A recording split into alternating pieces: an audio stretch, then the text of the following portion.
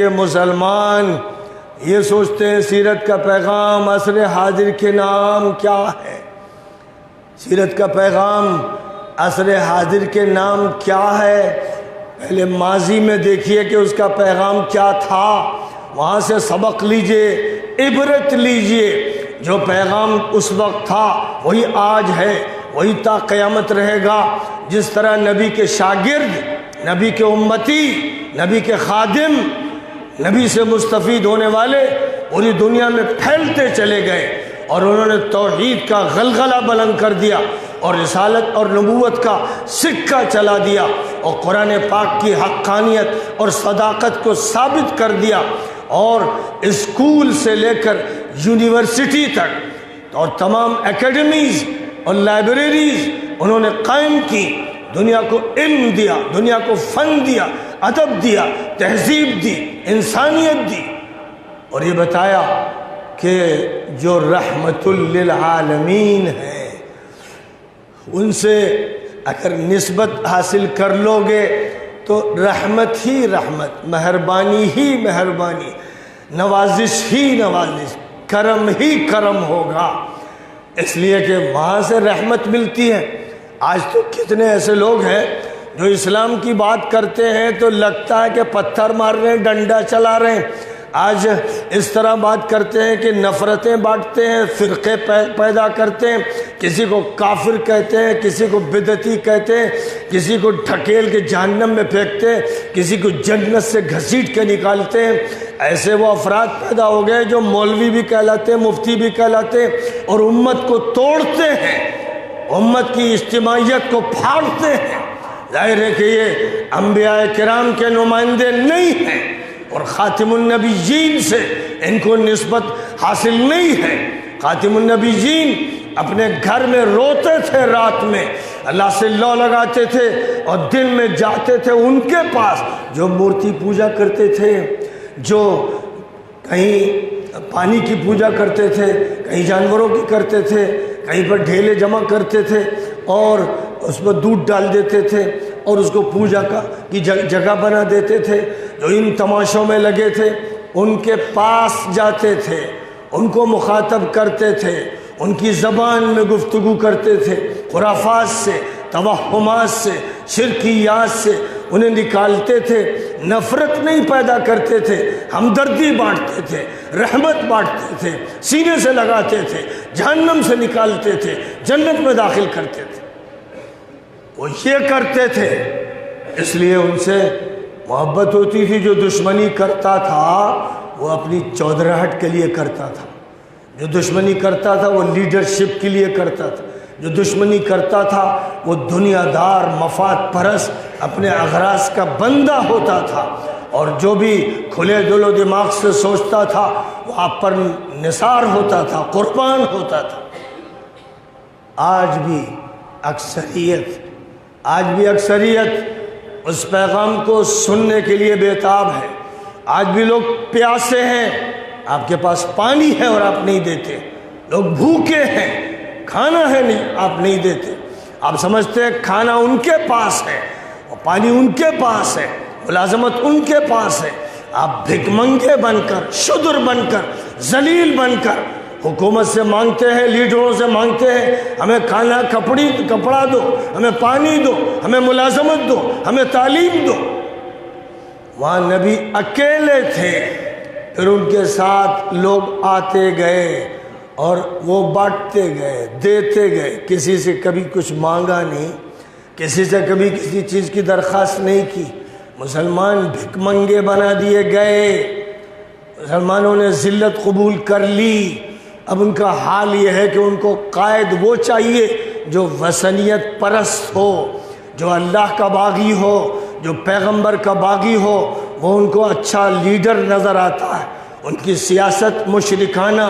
ان کو وہ تجارت اچھی لگتی ہے جو یہودیوں کے یہاں سے آئی ہو، لہذا ان کی تجارت اور ان کی معاشیات مشرکانہ اور کافرانہ، ان کو عدالتی نظام وہ اچھا لگتا ہے جہاں اللہ کا اور اللہ کی کتابوں کا حوالہ نہ ہو تو عدالتیں مشرکانہ اور کافرانہ اور ملحدانہ، ان کو سیاست اور حکومت وہ اچھی لگتی ہے جو لادین ہو، اس لیے ان کا نظام زندگی مشرکانہ، کافرانہ، ملحدانہ ہے۔ تو امت کہاں رہ گئی؟ امت کے مولوی اور شیخ اور پیر ایسے ہی ہیں جیسے یہودیوں اور عیسائیوں کے بشپ تھے اور پیٹریارک تھے اور ان کے فادرز تھے، جیسے وہ تھے ویسے اپنے اپنے پیشے سنبھالنے والے اور روٹی کمانے والے اور کھانا لینے والے بس وہ افراد ہیں، کسی نام سے کر رہے ہیں۔ اسلام انقلاب کے لیے آیا ہے، اسلام رحمت بانٹنے کے لیے آیا ہے، اسلام ہر دور کی اصلاح کے لیے برپا ہوا ہے، ہر دور کے توہمات اور خرافات سے لوگوں کو آزاد کرانے کے لیے تحریک اٹھی، ظلم سے، پاپ سے، ہر گندگی سے لوگوں کو نکال کر یہ بتانے کے لیے آئی ہے کہ پاکی کسے کہتے ہیں، پاک بازی کسے کہتے ہیں، طہارت کسے کہتے ہیں، تقوی کسے کہتے ہیں، حسن اخلاق کے معنی کیا ہیں، آپس کے اچھے تعلقات کیسے ہوتے ہیں، کیسے لوگوں کا حق ادا کیا جاتا ہے، کیسے ظلم سے بچایا جاتا ہے۔ یہ وہ دعوت ہے، یہ وہ پیغام ہے۔ اگر اس کو پیش کیا جائے اور اس کو لے کر آگے بڑھا جائے، اور پھر نبی کے جو کام تھے، کیا آپ ہر غریب کے کام آتے تھے، ہر مسکین کے، ہر فقیر کے، ہر بیوہ کے، ہر یتیم کے، ہر بے گھر کو گھر دینے کے لیے تیار، جس کے پاس روزگار نہیں اس کو روزگار دینے کے لیے تیار، جو مدد جس کی ہو سکے بغیر کسی تفریق کے۔ ظاہر کہ مکہ مکرمہ میں جو شرک کرنے والے اور کفر کرنے والے تھے، آپ ان کے یتیموں، ان کی بیواؤں، ان کے غریبوں کا خیال مکہ مکرمہ میں نبوت سے پہلے بھی کرتے تھے اور نبوت کے بعد بھی کرتے تھے۔ کیا یہ امت وہ کام کر رہی ہے؟ کیا اس امت کی یہ پہچان ہے؟ غیر مسلموں میں یہ پہچان ہے کہ اگر کوئی کام آئے گا آڑے وقت میں تو مسلمان آئے گا، اگر کوئی سچا ہوگا تو مسلمان ہوگا، امانت دار ہوگا تو مسلمان ہوگا، اگر آپ کو کوئی ہمدردی دے گا مخلصانہ وہ مسلمان ہوگا۔ کیا ایسا ہے؟ کیا ہم اور آپ دیکھ نہیں رہے کہ آج ہمارا میڈیا ہماری جو تصویر پیش کر رہا ہے اس میں ہر بد تہذیبی، ہر ظلم، ہر پاپ، ہر طرح کی بیکورڈنیس منسوب کی جا رہی ہے؟ تو امت مسلمہ کی طرف یہ امت بدنام کر دی گئی، یہ امت جاہل، یہ امت بد تہذیب، یہ امت لڑنے والی، یہ امت ایسی ہے کہ جو گردن کاٹنے کی بات کرتی ہے، اس کی یہ حیثیت ہو گئی ہے۔ لڑائیاں اسی کیا ہوتی ہیں، عراق جل رہا ہے، سیریا جل رہا ہے، صومالیہ جل گیا، تیونس میں آگ لگی ہوئی ہے، لیبیا میں خانہ جنگی ہو رہی، یمن کو بالکل مار کے رکھ دیا، ساری تباہی یہی ہو رہی ہے۔ یہ کیا بات ہے؟ وجہ یہ ہے کہ امت مسلمہ نے سیرت کا پیغام چھوڑ دیا ہے، امت مسلمہ پوری دنیا میں منحرف ہو گئی ہے، اور جو اس کے علماء ہیں، جو اس کے داعی اور مبلغ ہیں، ان کی زبانوں پر تالے لگ گئے ہیں، ان کے دماغ بند ہو گئے ہیں۔ جو بات انہیں کہنی تھی چوراہوں پر، کہنی تھی پہاڑوں کی چوٹیوں سے، جو بات کہنی تھی میلوں ٹھیلوں میں، وہ بات نجی طور پر بھی کہنے کی صلاحیت نہیں رہ گئی۔ نبی پاک علیہ السلام نے پہلی تقریر صفا پہاڑی پر چڑھ کر کی تھی جب مکہ مکرمہ میں سارا مجمع مورتی پوجا کرنے والوں کا تھا۔ اس تقریر کو سننے کے لیے وہ لوگ اکٹھا ہوئے تھے جو دیو مالائی ذہن رکھتے تھے، جن کے یہاں بت سجے ہوئے تھے، جنہوں نے صفا اور مروہ کی پہاڑیوں پر 2 دیویاں نصب کر رکھی تھیں، جنہوں نے لات اور عزا کی اور منات نام کی دیویاں بڑے بڑے استھانوں پر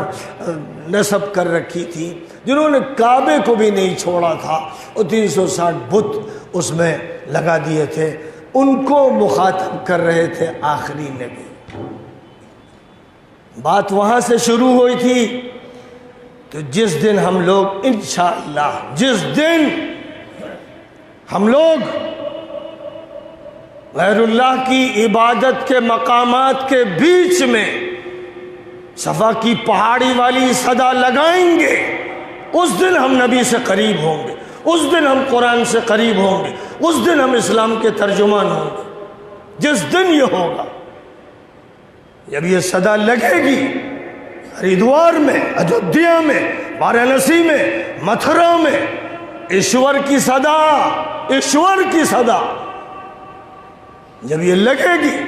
وہ ایک ہے، وہ مالک ہے، وہ خالق ہے، اس نے پیدا کیا، اس نے اپنی ہدایت دینے کے لیے پیغمبروں کو بھیجا، اور آخری پیغمبر حضرت محمد مصطفیٰ صلی اللہ علیہ وسلم، انہوں نے بتایا کہ صحیح طریقہ کیا ہے، انہوں نے بتایا کہ اخلاق کیسے ہونے چاہیے، انہوں نے بتایا کہ تمدن کیسا ہو، انہوں نے بتایا کہ سیاست کیسی ہو، انہوں نے بتایا معاشیات کیسی ہو، تجارت کیسی ہو، انہوں نے زندگی کے پورے نظام کی چولیں صحیح کر دی۔ تو یہ بات پہنچ نہیں رہی، یہ بات پہنچ نہیں رہی۔ ڈاکٹر نبوی کیسے بنے، انجینئر نبوی کیسے بنے، وکیل نبوی کیسے بنے، اسکالر نبوی کیسے بنے، محمدی کیسے بنے، یہ مسئلہ نہیں۔ مولوی صاحب کیسے بنے، مدرسے میں کیا پڑھایا جائے، یہ موضوع بحث ہے،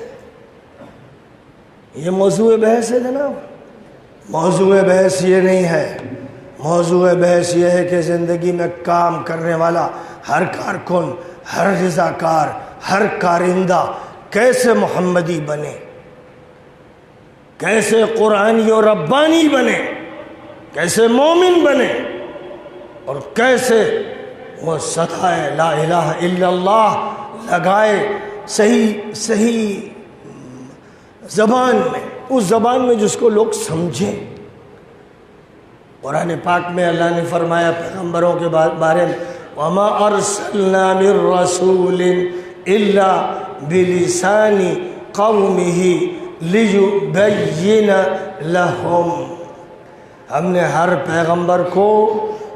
اس کی قوم کی زبان کی مہارت دے کر بھیجا،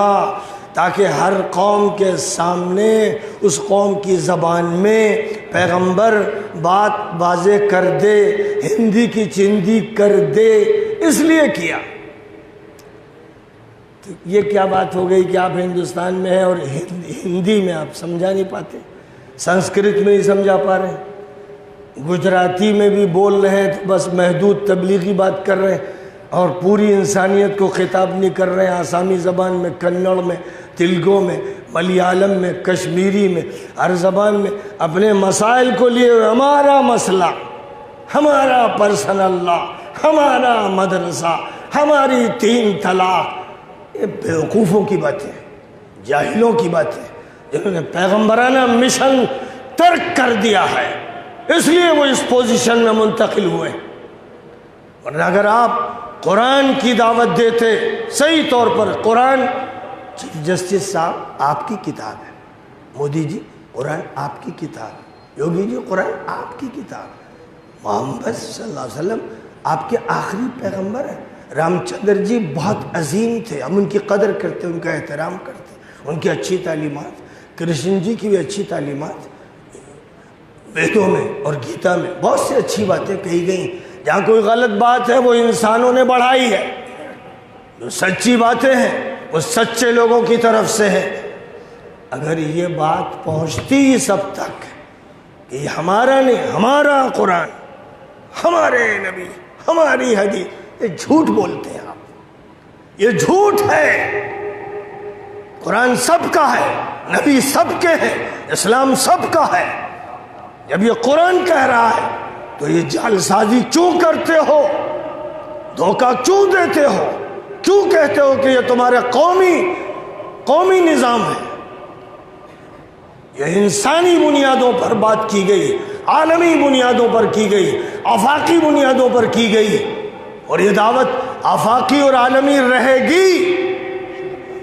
اس لیے ضرورت ہے کہ بات صرف مسجد کے اندر نہ ہو، صرف مدرسے کے اندر نہ ہو، ہر جگہ ہو، ہر مرکز پر ہو، ہر سینٹر پر ہو، ہر انسان سنے، اپنی زبان میں سنیں، اس کی زبان میں بات سمجھانی،